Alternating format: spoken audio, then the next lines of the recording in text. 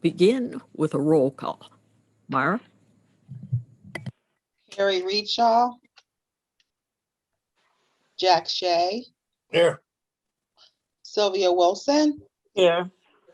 Corey O'Connor. Here. Thank you, Biosolids Committee. It has been a while since you've been together. Yes. Today, we do not have any action items for the committee to consider. I would simply like to have an informational session because it has been quite some time since the committee has been seated. There are changes that we've had to make, changes that we need to make to the program. It has been, no pun intended, quite beneficial to the authority since its inception in 1991. We've been able to accomplish what I believe is the second greenest thing we do here. The greenest thing we do here is process millions and millions and millions of gallons of wastewater every day. We don't get a lot of credit for that, but I'll tell you what, if we stop doing it, people would take notice. So our biosolids program is second only to that with respect to how green we are. Green by mission, green by choice. I will turn it over. Michelle, is there anything you'd like to say before Bob begins his presentation? No, thank you, Arletta. I just wanted to say that the residual team has done a great job in putting this presentation together, and I'm looking forward for you to see it and have some questions at the end. And that'll be all. All right, I will turn it over to Mr. Martyr. Robert Martyr, looking fine in his tie. I wore this purple just for you. I was like, thanks, man. So make sure when you pick up that cake from Corey that a piece makes it down my way. Absolutely. I might bring you the whole thing. You look so good right now. Right. You never know. It's on its way right now. All right. Bob, share screen and walk them through.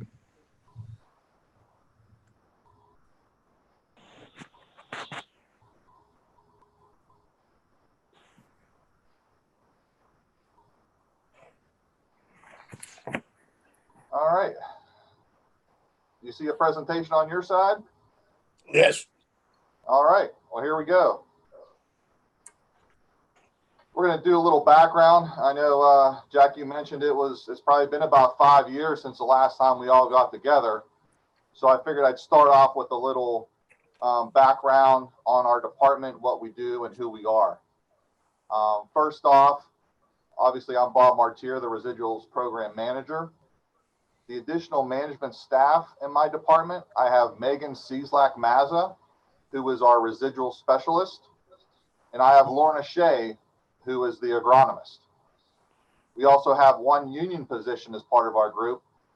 Colleen Sullivan is our residuals clerk. Our main department's responsibility naturally revolves around that beneficial use and disposal program. But we also function as the program coordinator for the office recycling program, and Megan heads up our green committee here at the facility.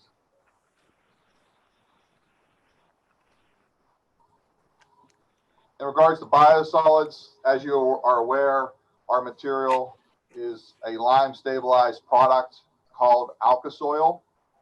Right. We add that lime to the sludge collected from the process to make sure it meets a pH of 12.0 for 2 hours, but also achieves a pH of 11.5 for an additional 22 hours. Once it's treated, then we can beneficially use that material on farm sites or landfill it.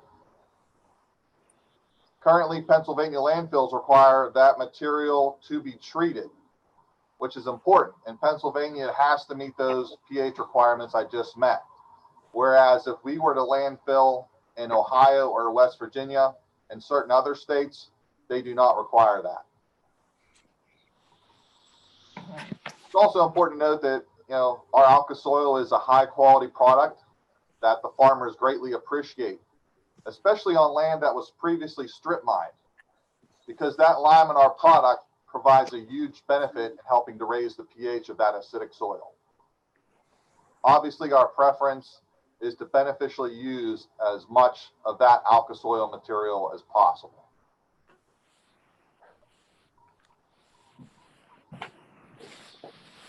This is a great slide.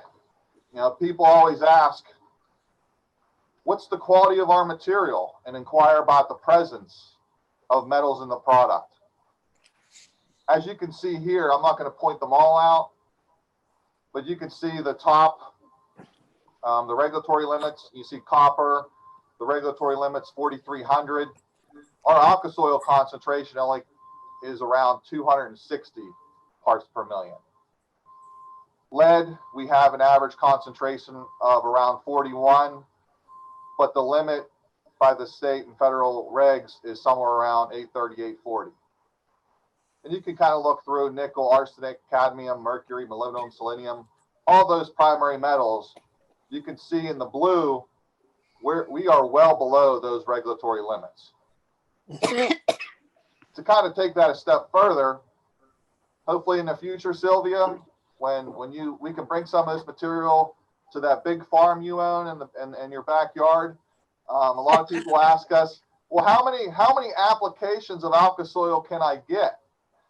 Well, the answer would be almost 300 years worth.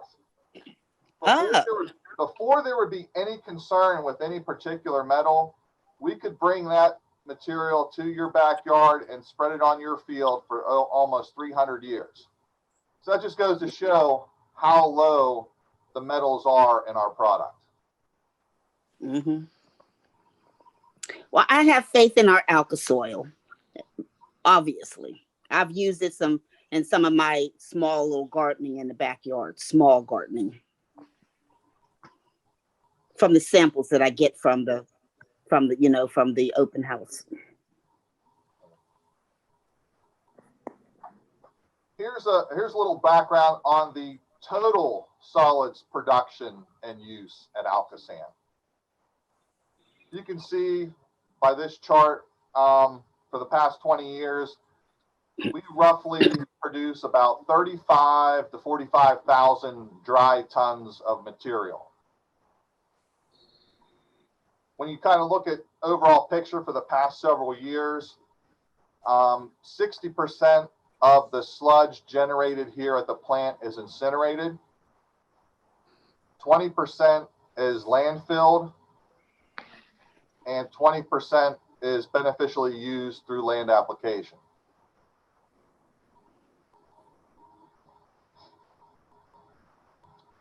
All right, so now that we got some of the background information out of the way, now we're going to go more specific in the Biosolids Management Services contract and what that does.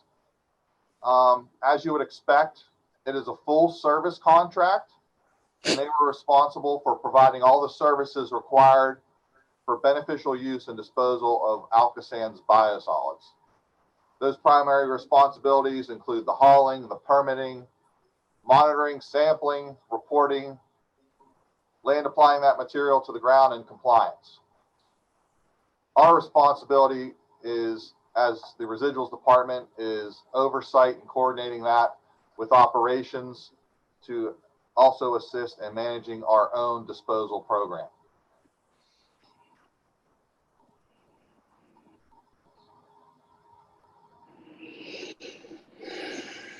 Some contract history highlights.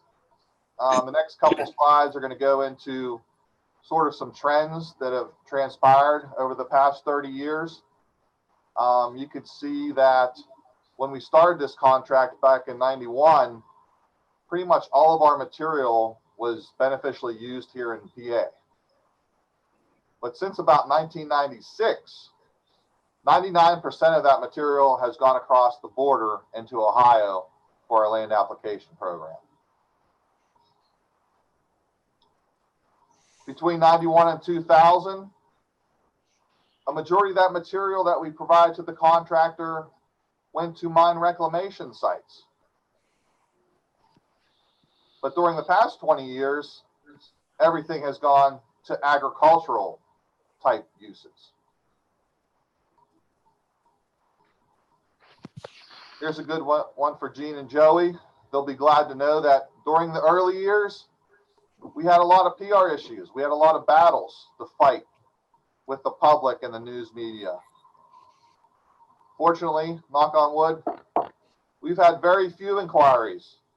Generally speaking, it's just, we post signs up at our sites and somebody will call me and say, hey, Bob, what's going on out there? And we explain the situation and they do a little research. We provide them with information. Our contractor provides them with information and everything goes according to plan.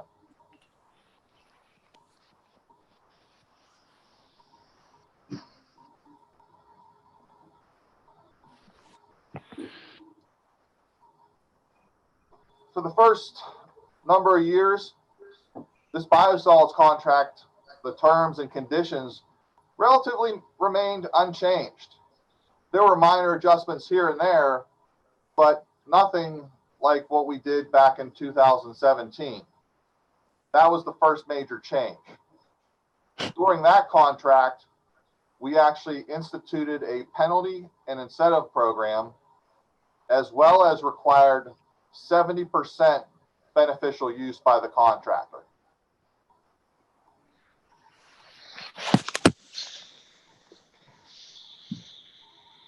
Other important notes to see, between 91 and 2010, we could beneficially use our product all year. It was possible all year throughout Ohio and Pennsylvania.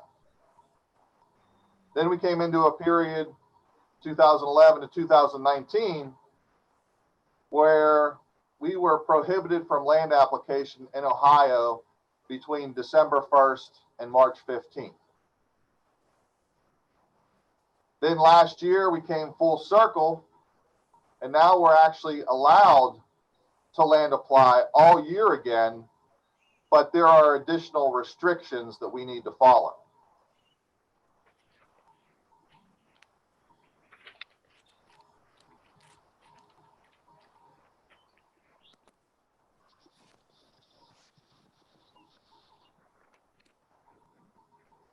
Getting into contractor tonnage again, you can see that during the early part of the contract, 91 to 2000, roughly 60 to 100,000 tons of material was provided to our contractor, which then transitioned into roughly 40 to 60,000 wet tons, and then our current status where roughly we just guarantee them about 30,000 tons a year.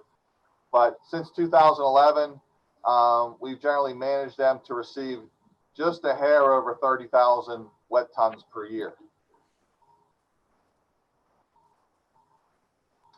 Another important thing to note was during those early contract years, we had high beneficial use rates, greater than 90%, with unlimited storage in the field, which then transitioned into field storage was actually prohibited in Ohio.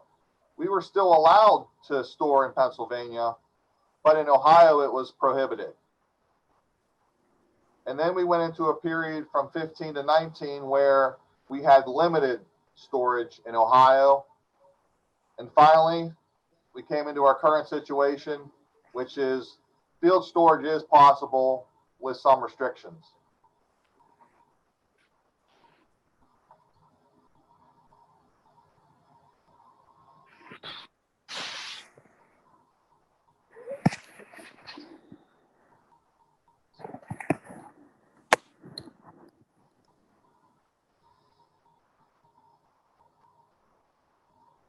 All right, in regards to contractor performance with our biosolids, want you to kind of pay close attention to that first bar graph in 97, where almost 70,000 tons of material was provided to our contractor.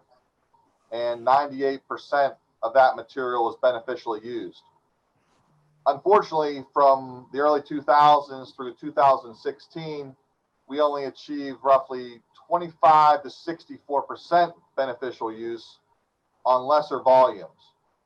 Now, this was due to a variety of reasons, mainly relating to that permit storage limitation, which I just mentioned, but also due to regulatory changes. But you also remember I said we had those major contract changes in 2017 where we required that minimum 70% beneficial use.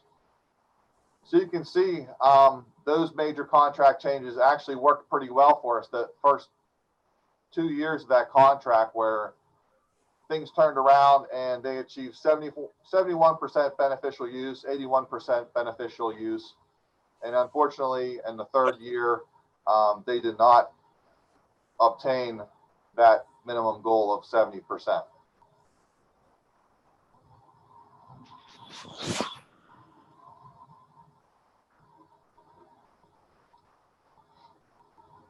Costs. I know we're all concerned about costs, where they're at and where they're going.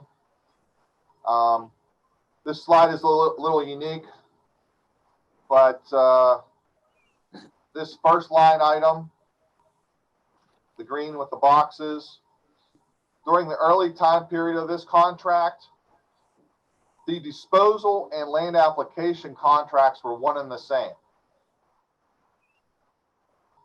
And then right around 2002, where we have this data gap, the contract was split into two parts, as we recognized there was a big difference between the contractor's landfilling and beneficial use costs.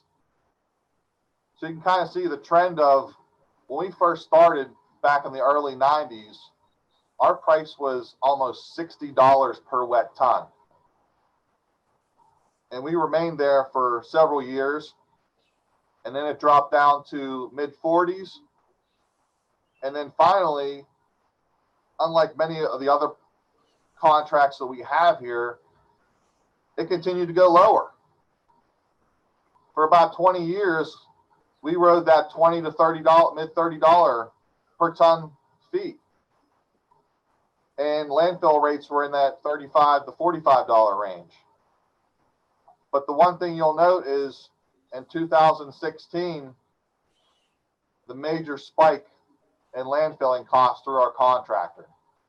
And that was due to all the switchovers lately, with all the material on the East Coast and to our north being fed down into our areas and causing these rising costs, as well as competing for our precious landfill space.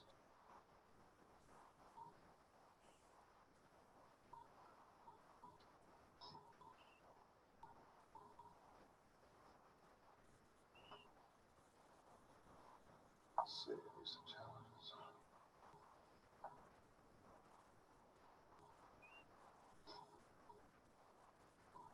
Some of our recent challenges include cost and restrictions at the landfill. They have gone up quite a bit for both ALCOSAN and our contractors for the past couple years, but the amount of material brought in from the East Coast that I just mentioned is driving up the prices and eating away at that limited capacity space that we have. We are currently paying about $30 per wet ton, but I just got a call this past week from Tyrone, PA, in regards to some biosolids management and what they could do, because they were just alerted that their rates are going to $90 per wet ton. So it's getting closer and closer to us. On our East Coast, those rates are well over $100 per ton. When you just look at New York City, I learned that just to get out of New York City, before you even get to the landfill, it costs $25 per ton in fees just to get out of New York City. And they're looking at right now, looking at transporting those materials our way and as far south as Georgia. But not only do we have to deal with those potential rising costs and restrictions, but we also have to deal with issues related to contractor compliance, such as too much reliance on a single end user and applier. So our issue right now, it's both good and bad.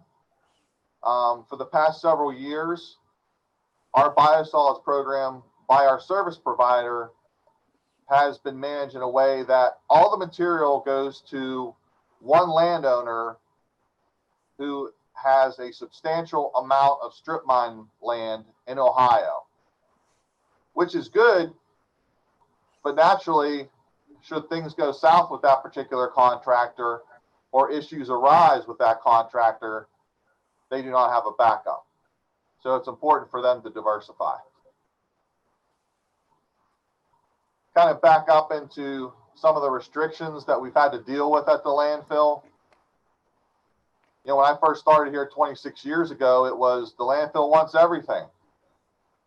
Unfortunately, that has changed because landfill amounts have us restricted to yearly and daily tonnage restrictions, but they also have restricted hours and other issues related to biosolids.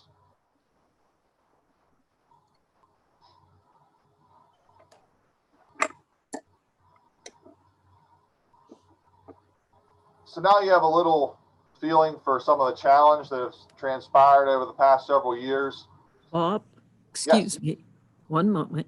I'm going to need you to return to the previous slide and explain the picture. Sure. So this is a picture of one of the things that actually has been the cause of a lot of the landfill restrictions. Biosolids are now in a category considered wet waste. But what that means is any material that is in that wet waste category is subject to restrictions.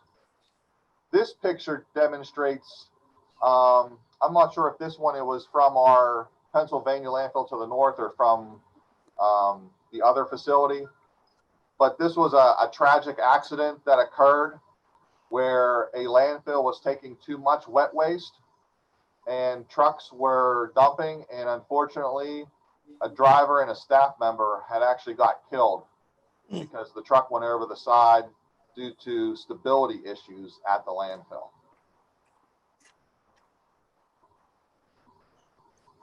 Thank you, sir.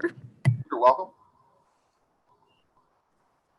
So Bob, whose responsibility was that accident?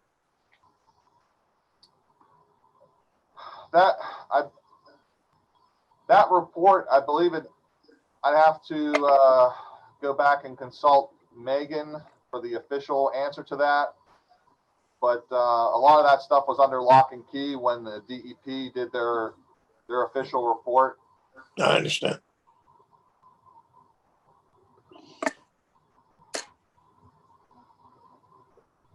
But I will, at the end of today, after this presentation, Jack, I'll go back and I'll find that out for you. Okay.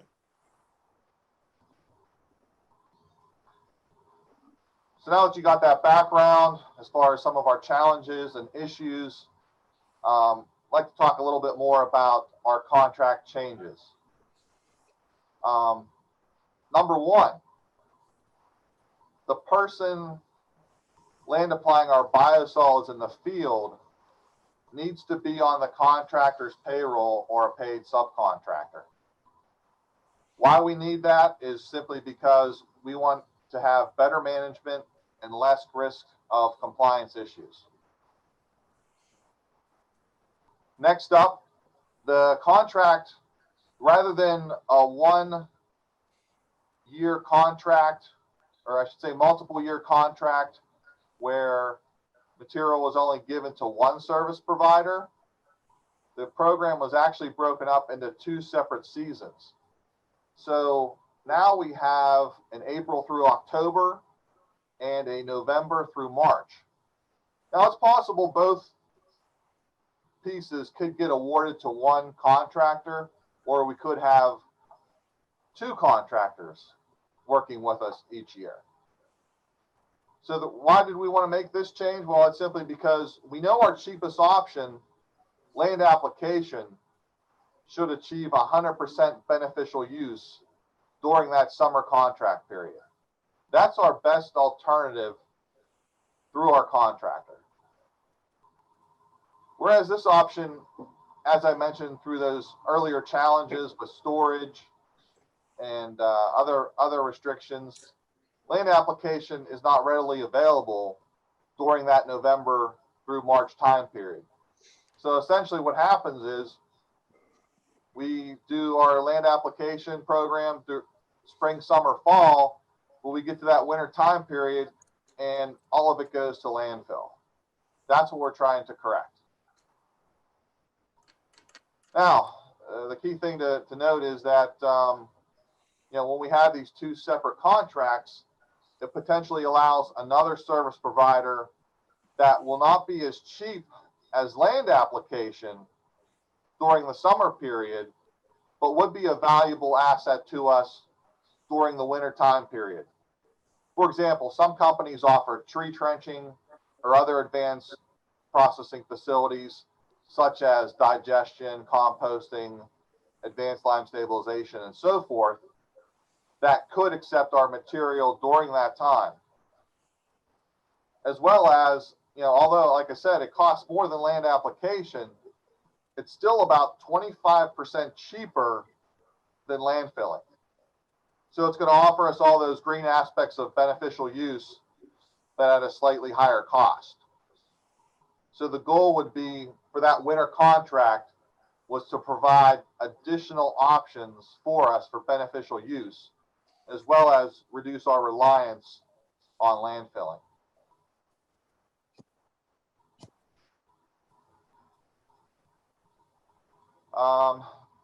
Penalty system. This time around, we are going to have them put in the contract what percentage of the material they're going to beneficially use. So during this contract period, if they say they're going to achieve 90% beneficial use, that's what they're going to have to do during that contract period. If they do not meet that requirement, if they do not meet that 90% that they stated in their contract bid, they're going to be penalized $10 per ton for every fee that they did not meet that requirement. But there's also a penalty system in place for us. So we're guaranteeing the contractor 2,500 wet tons per month. And that has been the standard for the past 20 years or so, roughly about 30,000 wet tons per year. So our goal is to average 2,500 wet tons per month to that contractor. And if we do not meet that requirement, we would be on the hook and responsible for paying them a fee of $25 per ton for each ton that we shorted them and didn't provide during that service period.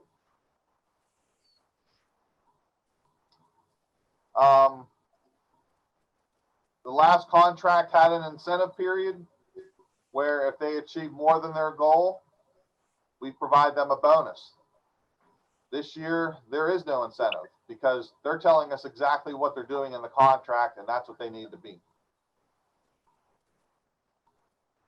This contract also provides a greater ability for the contractor to accept unlimed sludge for sludge, additional processing of our unlimed sludge, which could help diversify our options if an additional treatment plant option would be available, like digestion, composting, things like that.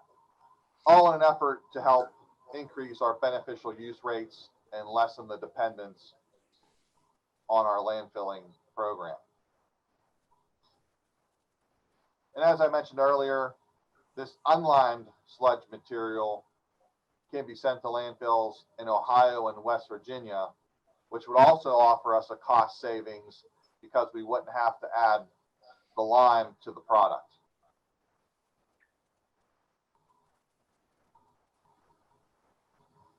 We also made the contractors provide a more robust disposal program due to the recent challenges and limitations.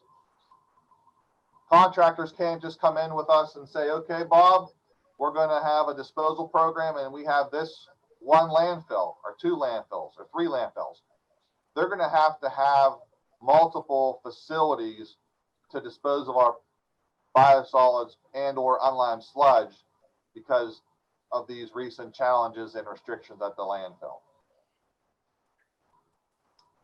And then finally, we made some changes to our reporting and communication procedures to make sure the compliance issues are addressed, as well as the possibility of aiding and working with two contractors.